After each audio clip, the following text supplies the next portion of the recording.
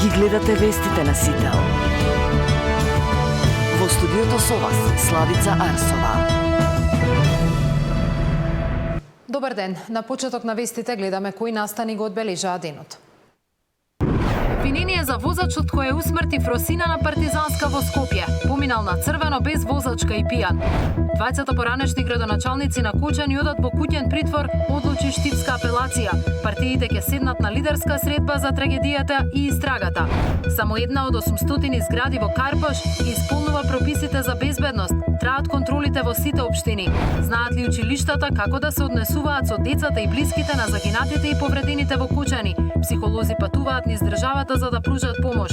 Македонија до крајот на годината добива 52 милиони евра од планот за раст на Европската унија. Половина од нив веќе се легнати на наша сметка. Разорен земјотрес во Мјанмар со непознат број на жртви. Уривањето на облакодер во Банкок сведочи за размерите на катастрофата. Овие вести во живо за деталите од обвинителниот акт кој е поднесен против возачот Јованов за усмртувањето на Фросина Кјулакова. Останете со нас, почнуваме.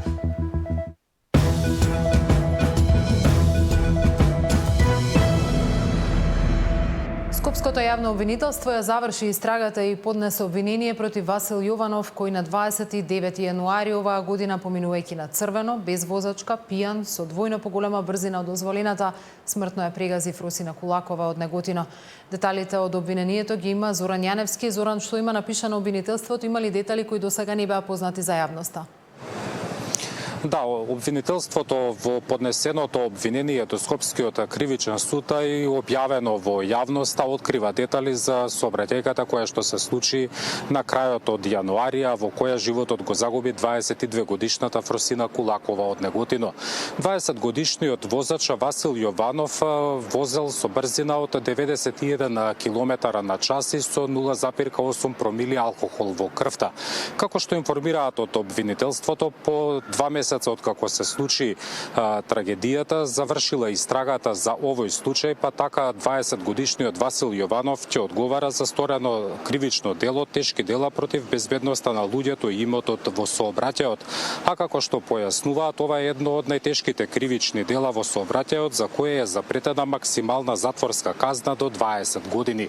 Во своето соопштение испратено до медиумите од Скопското обвинителство велат дека согласно доказите на 29 јануари, 15 минути пред полноќ, обвинетиот без воопшто да поседува возачка дозвола, управувал патничко возило Peugeot 207 собственост на неговиот татко.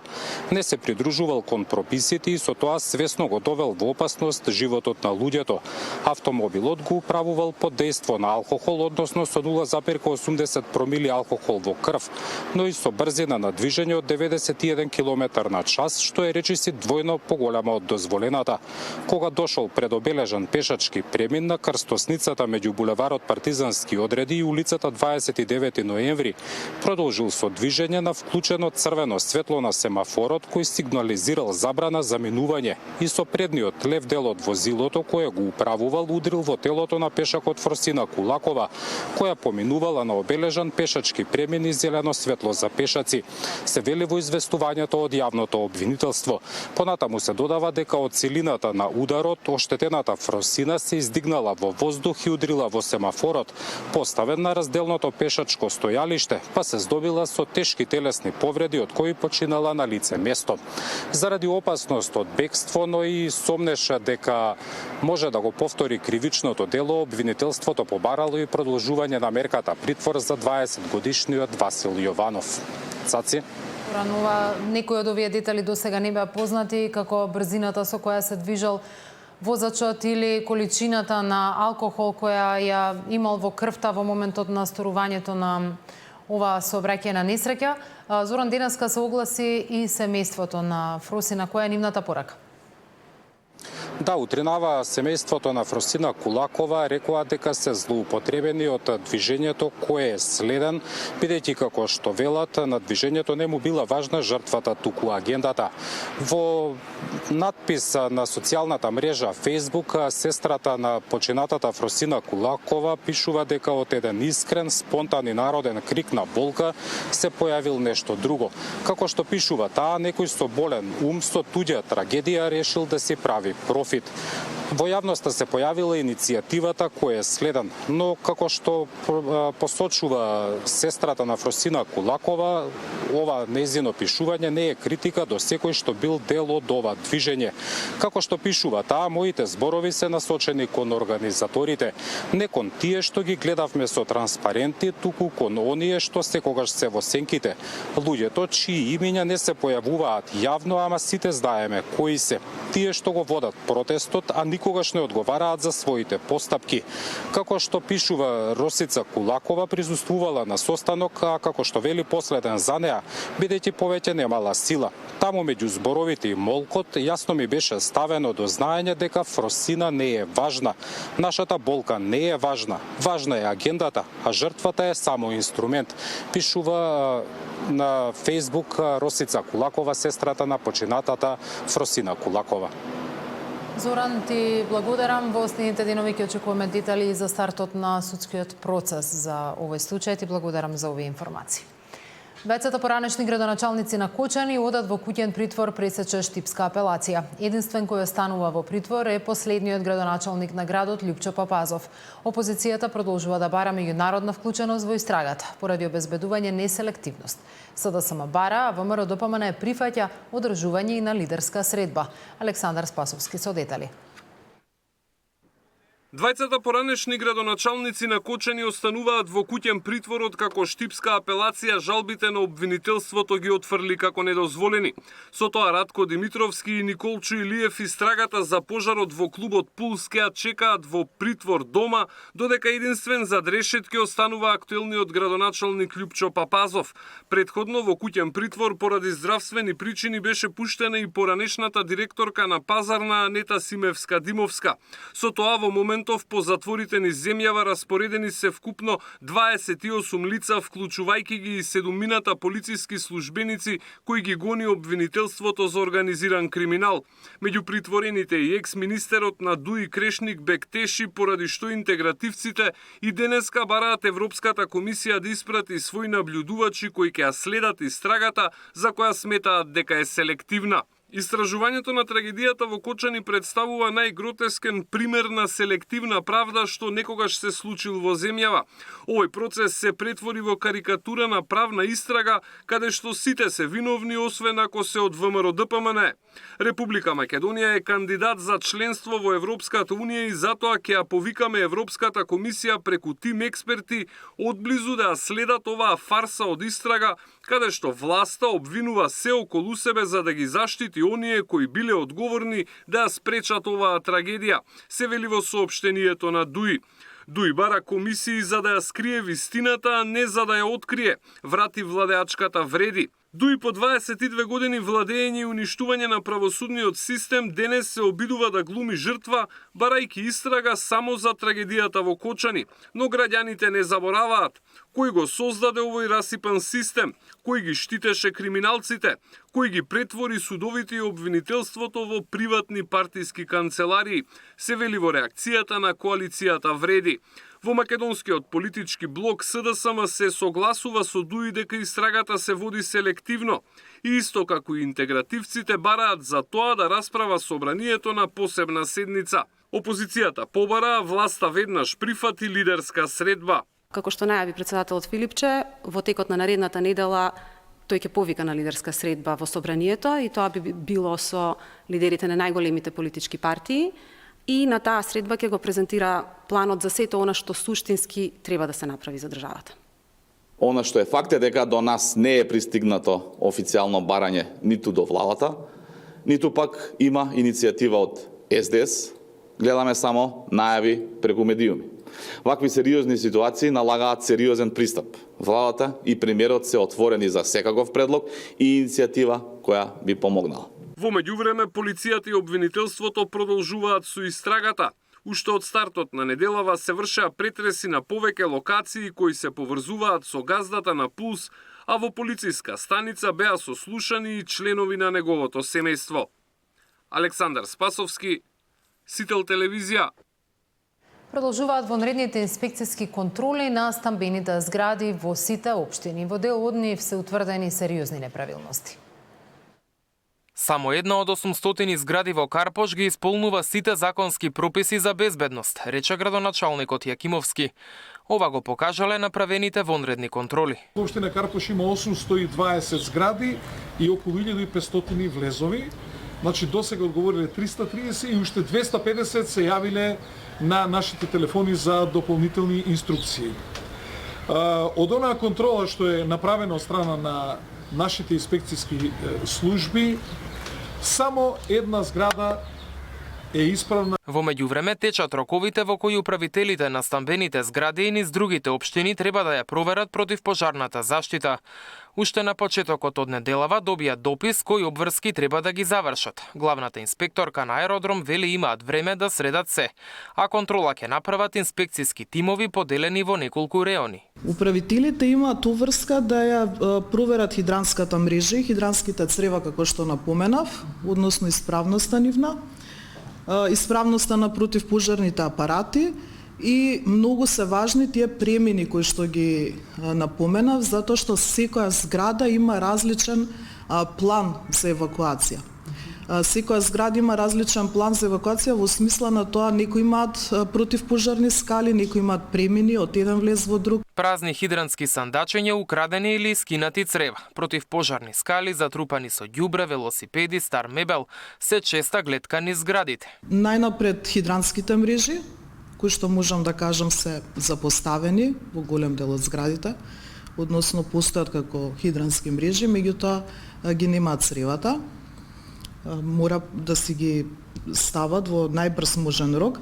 Исто така сите оние премини, да кажам, односно пожарни скали, кои што исто така голем дел од зградите ги имаат узурпирано со подвижни и неподвижни предмети. По извршените контроли ќе бидат доставени записници и до ЗЕЛС. Мартин Арсов, Сител телевизија. Платформата на граѓански организации за борба против корупцијата бара да се казнат сите оние фирми кај кои после трагедијата во Кучани беше откриено дека немаат или не ги исполнуваат условите во лиценците за работа. Наместо време за прилагодување, граѓанската платформа за борба против корупцијата бара да се казнат сите неправилности откриени со заселените контроли по трагедијата во Кочани. Велат од земањето лиценци до исполнување на условите за работа е продолжување на праксата на неказнивост. Не само што ќе се стават времено објектите или дејностите во мирување додека не се усогласат, туку и за сите оние што сега ќе се утврди дека се неусогласени, тие и ќе се казнат заради тоа што континуирано не ги почитувале правилата и довеле до потенцијален ризик. Ревизијата на правната регулатива не сме под никако да се подразбере дека значи амнестирање на сите оние кои досега работеле спротивно на правилата и процедурите кои што веќе постојат во самата таа правна рамка. Пожарот во Кочани, модуларната болница, Ласкарци и Бесатранс сметаат дека се резултат на системски пропусти и само формално, но не и реално исполнување на условите за работа, заради кои се изгубени 150 животи. Упатија десетина барања до институциите за како што велат да прекине селективната правда. Корупцијата не е кривично дело кое нема жртви, можеби нема директни жртви, меѓутоа ние веќе долго време се соочуваме со човечки жртви и трагедии токму заради несанкционирање и непревземање ништо во поглед на борбата со корупцијата. Граѓанската платформа предлага и проверка на имотната состојба и судирни интереси за инспектори и службеници кои работат на издавање дозволи и лиценци. За пожарот во Кочани го повикаа обвинителството да спроведе темелна истрага без политички влијанија. Зоран Јаневски, Сител телевизија. Најтешко повредените четворица пациенти во пожарот во дискотеката се подобри од вчера, но се уште се на интензивна нега во странските центри каде се на лекување, информираше министерот за здравство. Денеска во Македонија се очекува да бидат вратени уште 9 пациенти, со што бројот на хоспитализирани надвор од земјата се намалува на 91 повреден, а во домашните болници ќе останат уште 14 пациенти. Се намалува бројот на повредени од пожарот во дискотеката во Кочани, на кои им е потребно болничко лекување. Денеска уште 9 ќе бидат вратени во Македонија, и тоа 3 од Унгарија, 2 од Италија и по 1 од Атина, Белград и Шведска. На третман во странски центри ќе останат 91 повреден. Меѓу нив се и 4 пациенти кои се во критична состојба. Министерот за здравство соопшти дека денеска биле подобри од вчера, но и понатаму се на интензивна нега. Тие 4 за кои што бевме загрижени и ние и нашите колеги кои што ги лекуваат, одредени лабораториски параметри покажуваат веќе денеска дека има подобрување. Меѓутоа ви велам, секогаш да бидеме предпазливи, се уште тие се критични, меѓутоа подобри во однос на вчерашниот ден. Кога ќе бидат потполно подобри, ќе бидат екстубирани, ние ќе ве известиме. Во Македонија на лекување има 14 пациенти, дел од нив се повредените кои вчера беа вратени од странство и се во добра состојба, но според протоколите треба уште еден ден да останат во болница. Дел од тие пациенти се тие што биле иницијално првично кај нас, па од кај нас одиле на Карил, па од Карил во странство. Првичните токсиколошки анализи се покачени, не се референтни вредностите, меѓутоа новите контролните сите се на општо задоволство се добри. И покрај брзата реакција на здравствениот сектор, трагедијата во Кочани ги изфрли на површина дел од слабостите во здравството. Според Таравари се покажало дека неопходно е интегрирање на клиниките од клинички во една целина, со која ќе раководи еден директор. Оваа ситуација ни покажа дека клиничкиот центар треба да биде интегриран. И затоа набргу ќе инсистирам во координација со сите релевантни политички фактори, барем да почнеме со хирургија, иако тој процес тече, а потоа комплетно клинички центар да биде една единица. Многу подобро би се организирале кога имаме еден диригент, отколку да имаме 10 луѓе кои што координираат. Деновиве здравствените власти повторно ја актуализирале и темата за отворање на нов центар за изгореници, кој наверојатно ќе биде сместен во ГОП 8 септември на местото на ковид центарот, но ќе биде потребен медицински кадар и опрема. Александар Динев, Сител телевизија.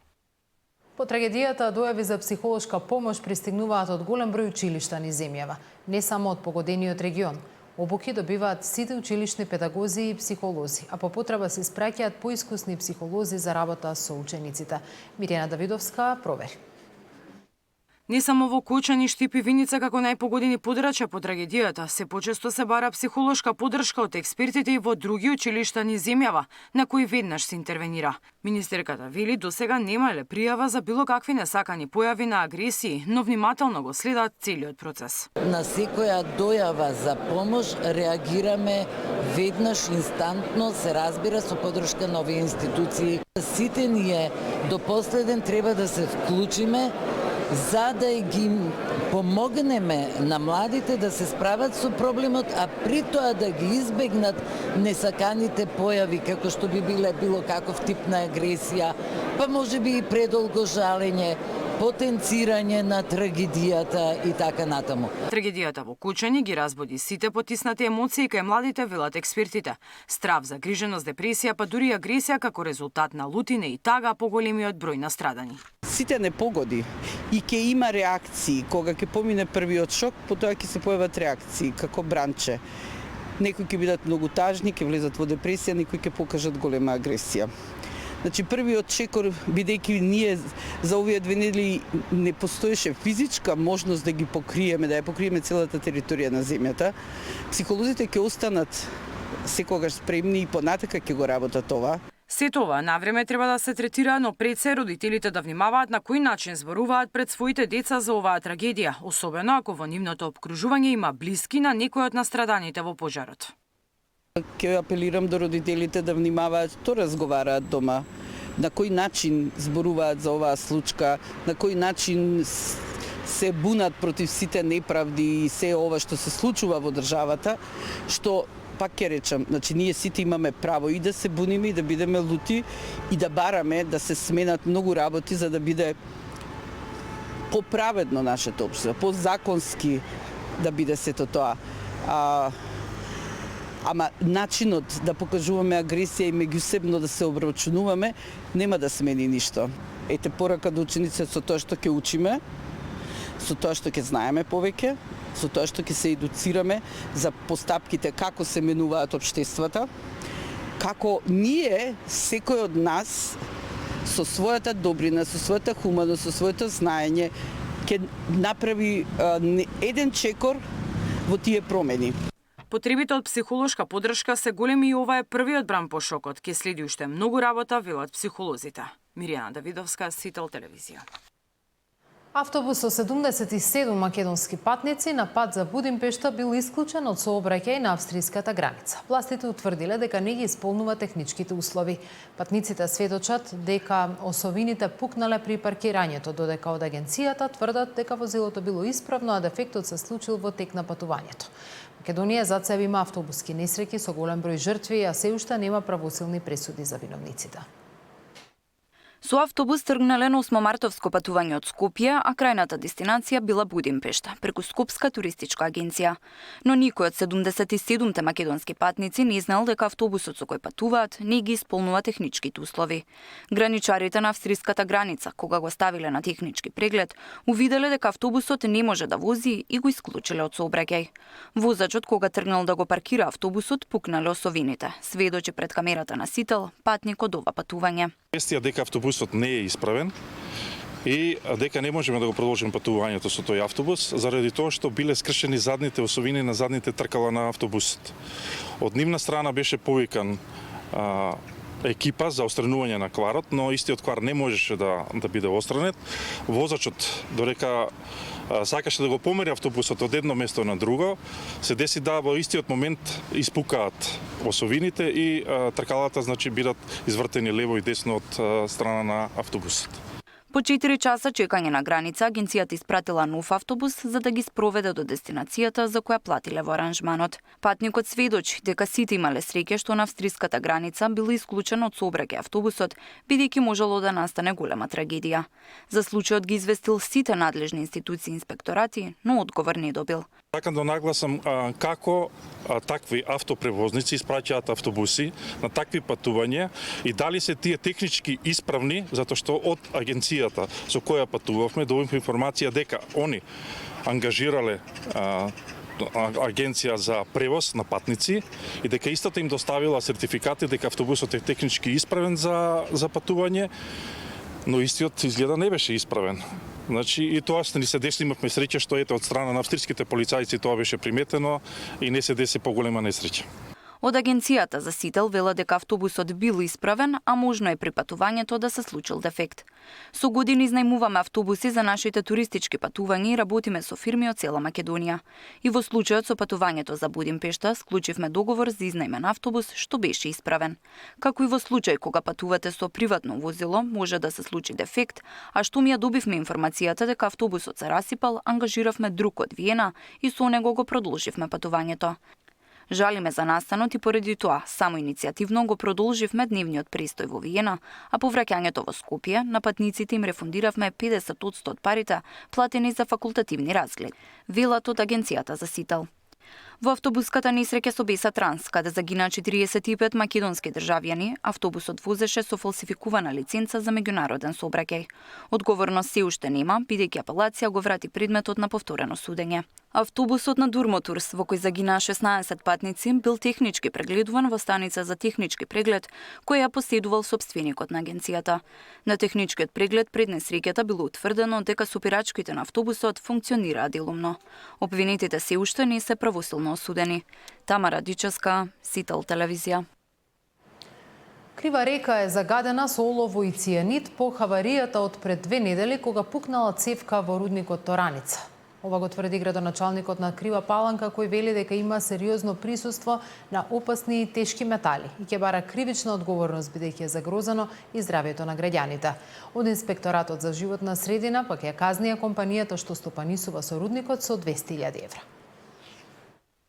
10-кратно поголемо присуство на штетни метали во Крива река што е опасно по животот на граѓаните, алармираше градоначалникот на Крива Паланка. По хаваријата во Тораница пред 2 недели. Во водата има олово, цијанид, арсен, а според локалните власти загадена и почвата што представува дополнителна закана. Општината ќе бара кривична одговорност од компанијата што стопанисува со рудникот. Според ова лабораториско истражување од акредитираната лабораторија, концентрацијата на олово во Крива река е зголемено за неверојатни 10 пати повеќе.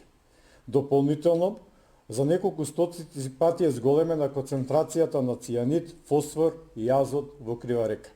Во ризик е ставен и сточниот фонд, кој што исто така се напојува од овие неколку реки, кој што пак индиректно се става во опасност и животот и здравјето на луѓето кои што ќе ги конзумираат овие земјоделски или сточарски производи. Градоначалникот на Крива Паланка кажа дека мустрите што ги зеле од реката ден по хаваријата ги провериле во акредитирана лабораторија, а го обвини Државниот инспекторат за животна средина дека не реагирале навреме и не постапиле законски. Од инспекторатот пак денеска со соопштение дека компанијата која стопанисува со рудникот е казнета со 200.000 евра поради прекрашок од 3-та категорија. По извршен вореден инспекцијски надзор, утврдено е дека од страна на Булмак 2016 е сторен прекрашок од 3-та категорија, при што горе именуваниот сторител е согласен за поведување на постапка за спогодување согласно Законот за животна средина. Денеска се огласија и од О2 иницијатива, кои вела дека се придружуваат кон барањето на градоначалникот на Крива Паланка за кривична одговорност. Бараме обвинителството да отвори истрага за случајот, а инспекцијски совет и Министерството за животна средина да го испита делувањето на инспекторите. Со оглед дека ова е 3-то прекрашување, бараме Министерството да ја одземе интегрираната еколошка дозвола на Булмак 2016, пишува во соопштението на О2 иницијатива. Градоначалникот на Крива Паланка кажа дека прават анализи на водата за пиење во општината. Сања Димитровска, Сител телевизија.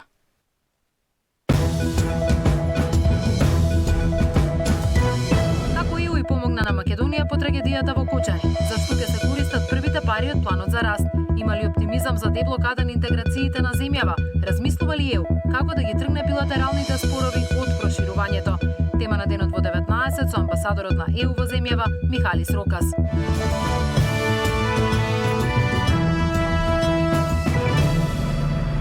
Македонија до крајот на годината добива 52 милиони евра од планот за раст на Европската унија. Половина од нив веќе се легнати на наша сметка, останатата половина ќе стигне откако во целост ќе се спроведе зацртаната реформска агенда. Катерина Нешкова. Правосудството и јавната администрација се ресорите каде што Македонија најмногу доцни со реформите, оценија денеска евроамбасадорот Рокас и министерот за евроинтеграција Муртезани. Сакаме силно судство, порача евроамбасадорот, кој вели дека Брисел одблиску ги следи најавените смени во судскиот совет, но и разрешувањето на обвинителот Коцевски. Се што може да се гледа како мешање во независноста на судството и функционирањето на судскиот совет е прашање кое што кај нас предизвикува загриженост. И сите знаеме дека правните основи за распуштање на членови од судскиот совет не се поврзани со интерпелацијата. Тоа е поинаква процедура. Сето ова го следиме навистина одблиску и секако сакаме преку реформите на кои што сите чекаме, сакаме да видиме силно судство. Во секторот правосудство реформите одат малце потежнато. Колку и да министрите се трудат да дадат дополнителна динамика, динамиката на имплементација на реформите таму ми личи за сега дека е побавна. Муртезани и Рокас денеска го презентираа првиот сегмент од планот за раст, имајќи предвид дека Македонија е прва од земјите во регионот што почна да ги користи првичните 52,4 милиони евра помош. Евроамбасадорот дециден дека тоа е доказ за посветеноста на ЕУ за проширување. Тука уште еднаш би сакала да потенцирам дека реформската агенда од планот за раст не е замена за членството во ЕУ, туку е алатка за да се поддржат подготовките на земјата за членство. Реформската агенда не е лек за сите болести, туку представува заеднички напор за да се спроведат потребните реформи кои што може да го трансформираат општеството. Муртезани пак го презентираше планот за комуникација и видливост на реформската агенда, составен од 3 столба. За таа цел ќе креираме специјализирана онлайн платформа која ќе биде централна точка за следење на сите активности, напредокот и резултатите од реформите. Вториот елемент е активно вклучување на граѓаните и сите релевантни засегнати страни во процесот на реформите. Со развој на јасно лого, шема на бои и визуелен бренд ќе обезбедиме дека секоја активност поврзана со реформите и планот за раст е лесно препознатлива и ја носи пораката на нашите заеднички европски вредности и цели. Македонија до 2027 година треба да добие ЕУ финансиска поддршка од 750 милиони евра, покрај тековните ИПА програми, што надминуваат половина милиарда евра во чисти грантови за финансирање. Катерина Нешкова, Сител телевизија.